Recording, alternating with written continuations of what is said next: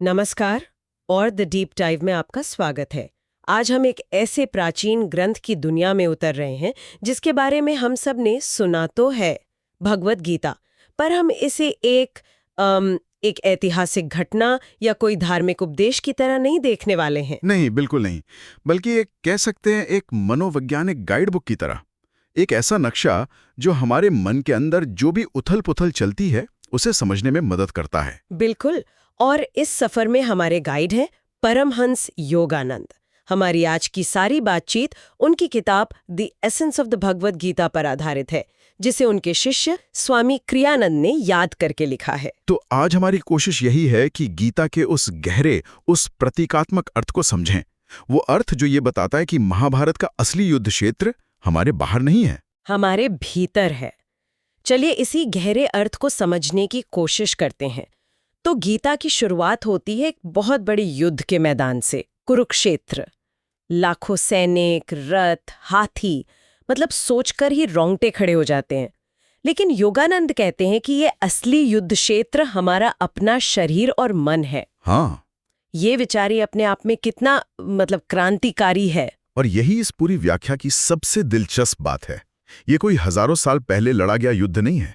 ये वो युद्ध है जो हम सब हर रोज हर पल लड़ रहे हैं। इस कहानी में जो अर्जुन है, जो मुख्य योद्धा हैं, वो हम में से हर उस इंसान का प्रतीक है जो सच्चाई की तलाश में है, जो सही रास्ते की तलाश में है। और बिल्कुल, और उनके सारथी श्री कृष्ण। श्री कृष्ण कोई बाहर बैठे हुए भगवान नहीं है, बल्कि वो हमारी अपनी अंतरात्मा है, हमारी अपनी कॉन्शियंस की आवाज। वो आवाज जो हमें हमेशा सही रास्ता दिखाने को तैयार है। बस शर्त ये है कि हम सुनने को तैयार हो। बिल्कुल। तो अगर कृष्ण हमारी अंतरात्मा है, तो इसका मतलब कौरव और पांडव हमारी ही दो तरह की प्रवृत्तियां हुई। हाँ, बिल्कुल सही पकड़ा आपने। एक जो हमें बाहर की दुनिया में खींचती है और दूसरी जो अंदर की ओर। एकदम। जो 5 पांडव हैं वो हमारे सद्गुणों का प्रतीक है, जैसे कि विवेक, आत्मनियंत्रण, शांति, धैर्य। और 100 कौरव, वो हमारी अनगिनत नकारात्मक प्रवृत्तियां हैं, मोह, अहंकार, क्रोध, लालच, ईर्ष्या। 100 का आंकड़ा यही दिखाता है कि हमारी बुरी आदतें कितनी ज्यादा और अनगिनत हो सकती हैं।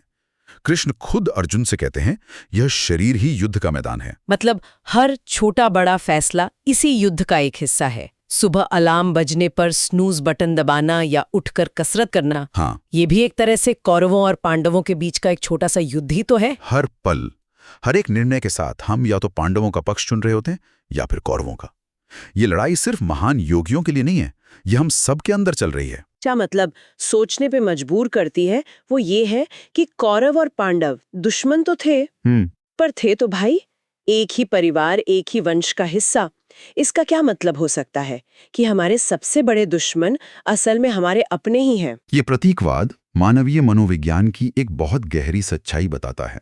हमारी अच्छी और बुरी प्रवृत्तियां, हमारे गुण और अवगुण, वो एक ही चेतना से पैदा होते हैं, वो कहीं बाहर से नहीं आते। इसे समझने के लिए उनके पिताओं के प्रतीक को देखना होगा। कौरवों के पिता धृतराष्ट्र, वो जन्म से अंधे थे। हाँ, वो अंधे मन का प्रतीक हैं, अ ब्लाइंड माइंड, जो तर्क या विवेक की नहीं सुनता, बस अपनी इच्छाओं के पीछे भागता रहता है। और पांडवों के पिता पांडु। पांडु का अर्थ होता है पीला या सफेद, जो विवेकपूर्ण बुद्धि का प्रतीक है, डिस्क्रिमिनेटिंग इंटेलिजेंस, वो बुद्धि जो सही और गलत में फर्क कर सकती है। तो हमारे अंदर ये दोनों शक्तियां हैं। बिल्कुल, एक अंधा मन जो सिर्फ इंद्रियों के सुख की ओर खींचता है, और एक विवेकशील बुद्धि जो हमें ऊपर उठाना चाहती है। और इन दोनों के हित जाहिर है हमेशा एक दूसरे के खिलाफ होते हैं। इसीलिए वो चचेरे भाई होकर भी कट्टर दुश्मन है। बिल्कुल। पर एक आम इंसान के लिए ये समझना थोड़ा मुश्किल हो सकता है। क्या इसका मतलब ये है कि हमारी बुद्धि यानी पांडु और हमारा मन यानी धृतराष्ट्र हमेशा एक दूसरे के खिलाफ ही काम करते हैं? बहुत अच्छा सवाल है। क्या इनमें कभी सुलह नहीं हो सकती? सुलह तब होती है जब बुद्धि मन पर नियंत्रण कर लेती है। जब तक मन अनियंत्रित है, वो धृतराष्ट्र की तरह अंधा है। लेकिन जब अर्जुन मतलब साधक कृष्ण यानी अपनी अंतरात्मा की बात सुनता है, तो वही मन पांडवों यानी सद्गुणों का सहयोगी बन जाता है। और इस पर नियंत्रण पाने का सबसे बड़ा हथियार क्या है? एकाग्रता, फोकस। और इसी एकाग्रता को समझाने के लिए श्रोतु में गुरु द्रोणाचार्य और उनके शिष्यों की एक बहुत मशहूर कहानी भी है। हाँ, गुरु द्रोणाचार्य ने अपने सभी शिष्यों की परीक्षा लेने का फैसला किया। उन्होंने पेड़ पर लकड़ी का एक पक्षी रखा और एक-एक करके सबसे पूछा कि उन्हें क्या दिखाई दे रहा है।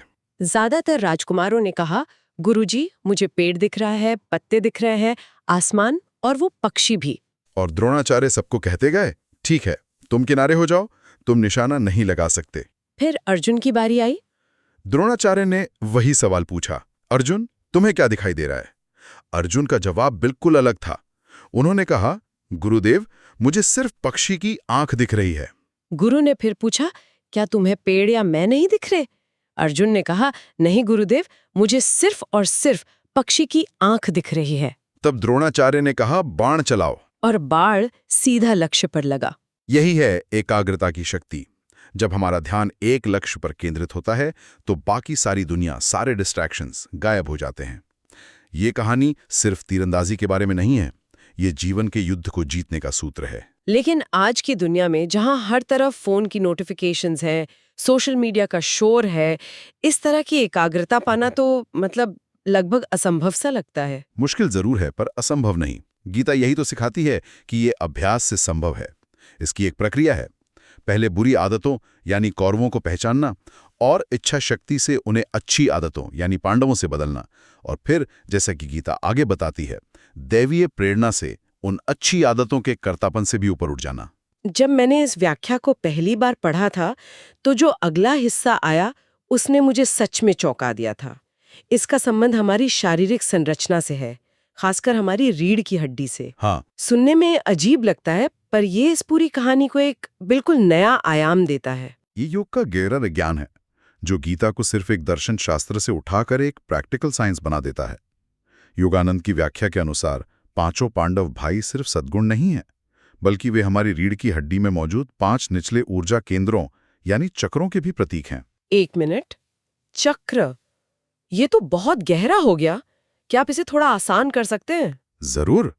देखिए, आध्यात्मिक यात्रा असल में ऊर्जा और चेतना की ही यात्रा है, जो हमारे रीढ़ की हड्डी के माध्यम से नीचे से ऊपर की ओर जाती है। कौरव उस ऊर्जा का प्रतिनिधित्व करते हैं जो नीचे की ओर बहती है, मतलब बाहर की दुनिया में, इंद्रियों के सुख में। अच्छा। जब हमारी ऊर्जा क्रोध, लालच, भय या वासना में खर्च होती है तो हम अपनी शक्ति कौरवों को दे रहे होते हैं। यानी एक ऊर्जा हमें दुनिया में उलझाती है, हाँ, और दूसरी हमें उससे बाहर निकालती है, और ये लड़ाई हमारी रीढ़ की हड्डी के अंदर हो रही है। ये तो कमाल है। हाँ, इसीलिए योग में रीढ़ को मुक्ति का राजमार्ग कहा गया है, हाईवे टू लिबरेशन। और पांडव उस जागृत ऊर्जा, जिसे कुंडलिनी भी कहते हैं, उसका प्रतीक हैं, जो ऊपर की ओर उठती है। आत्मनियंत्रण से, ध्यान से, भक्ति से। ये ऊर्जा जब रीढ़ के निचले केंद्रों से उठकर मस्तिष्क के छठे केंद्र यानी आज्ञा चक्र तक पहुंचती है, तब आत्म साक्षात्कार होता है। यही असली कुरुक्षेत्र का युद्ध है, अपनी ऊर्जा के प्रवाह की दिशा तय करना। ये सिर्फ कोई आध्यात्मिक सिद्धांत नहीं लगता। अगर सोचें तो जब हम कहते हैं मुझे पेट में घबराहट हो रही है, अ गट फीलिंग, तो हम मणिपुर चक्र की ऊर्जा की ही बात कर रहे होते हैं। या जब हम कहते हैं मेरा दिल टूट गया है, तो हम अनाहत चक्र की ऊर्जा की बात कर रहे होते हैं। गीता हमें इन ऊर्जाओं को समझने और उन्हें ऊपर की ओर उठाने का विज्ञान सिखाती है। आपने बहुत अच्छी तरह से इसे जोड़ा। स्रोत में इसकी तुलना लोहे की छड़ और चुंबकत्व से की गई है, जो इसे और भी साफ कर देती है।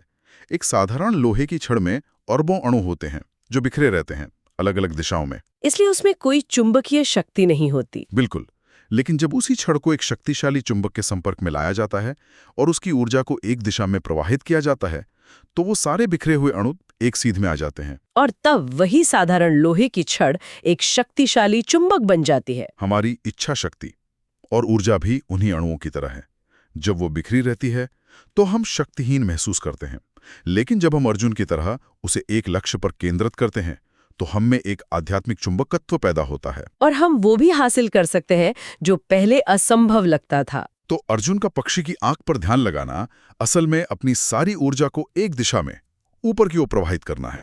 पर मेरा एक सवाल है, क्या ये विचार कि हमारी रीढ़ की हड्डी में ही मुक्ति का रास्ता है, ये सिर्फ योग या भारतीय दर्शन तक ही सीमित है? बहुत अच्छा सवाल है, और इसका जवाब है नहीं।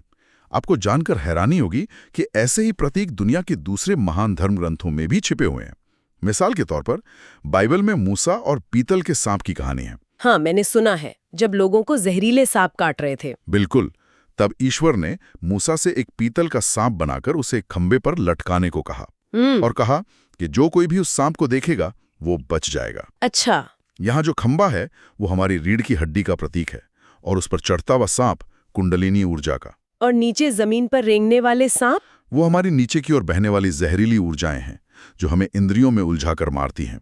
ऊपर की ओर उठती हुई ऊर्जा अमृत है जो हमें भ्रम से मुक्त करती है। ये दिखाता है कि सत्य एक ही है, चाहे इसे किसी भी भाषा या प्रतीक में बताया जाए। बिल्कुल। तो इस पूरी चर्चा का सार क्या है? अगर हमें एक बात याद रखनी हो तो वो क्या होगी? सार ये है कि भगवद गीता कोई पुरानी कहानी नहीं है। ये आत्म परिवर्तन की एक प्रैक्टिकल हैंडबुक है। हमारे अंदर की लड़ाई। हाँ, हमारे अंदर की लड़ाई, हमारे उच्च स्व यानी पांडवों और निम्न स्व यानी कौरवों के बीच का संघर्ष। और इस लड़ाई को जीतने का सबसे बड़ा हथियार है कृष्ण यानी हमारी अपनी आत्मा की आवाज और अर्जुन जैसी एकाग्रता। संक्षेप में कहूं तो योगानंद के दृष्टिकोण से गीता हर आत्मा की यात्रा का एक नक्शा बन जाती है। ये मोह और भ्रम के कुरुक्षेत्र से शुरू होकर आत्म साक्षात्कार और मुक्ति की ओर ले जाने वाली यात्रा है। सही कहा। ये हमें याद दिलाती है कि युद्ध बाहर नहीं, भीतर है, और उसे जीतने के हथियार भी हमारे भीतर ही हैं। और आज की इस गहरी चर्चा को समाप्त करने के लिए हम श्रोताओं के लिए एक विचार छोड़ना चाहते हैं। जरूर। द्रोणाचार्य की कहानी में अर्जुन ने बाकी सब कुछ भूलकर सिर्फ पक्षी की आंख पर ध्यान केंद्रित किया था। अगर हमारी अपनी चेतना ही असली युद्ध का मैदान है और हमारी ऊर्जा ही हमारी सेना है, तो आज की इस बातचीत के बाद श्रोताओं को अपने जीवन में उस एक लक्ष्य पर विचार करना चाहिए जिस पर वे अपनी पूरी ऊर्जा केंद्रित करना चाहेंगे। वो कौन सी एक आदत है, कौन सी एक नकारात्मक प्रवृत्ति है जो उनके जीवन में कौरवों की सेना का सेनापति बनी हुई है।